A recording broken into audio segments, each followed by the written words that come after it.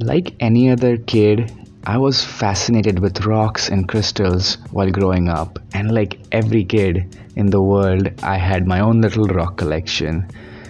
Out of all the collection, I was always fascinated with crystals. There were different types of crystals I had. Now I don't remember exactly all of them, but definitely had a lot of quartz.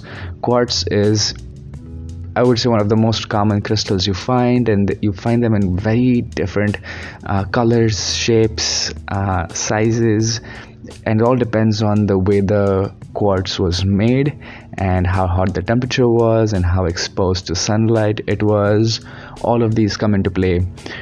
And recently, I stared quite a bit at crystals, at quartz crystals, inspiring this painting.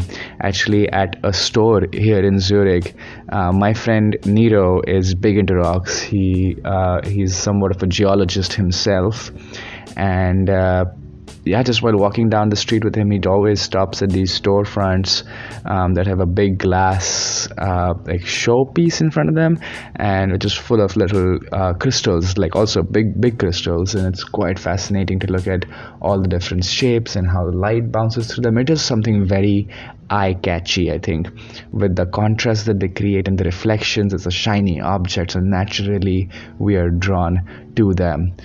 And a lot of times I see crystals, especially quartz, spoken in context of some kind of magical healing, and people believe they have some electrical properties.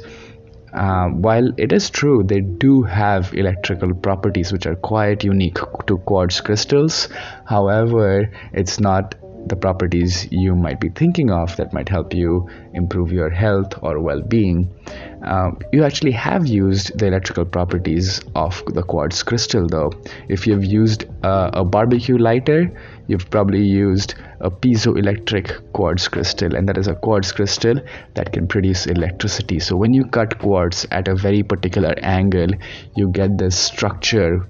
So quartz is made up of silica and oxygen, which forms a unique hexagonal structure when oriented in a certain angle.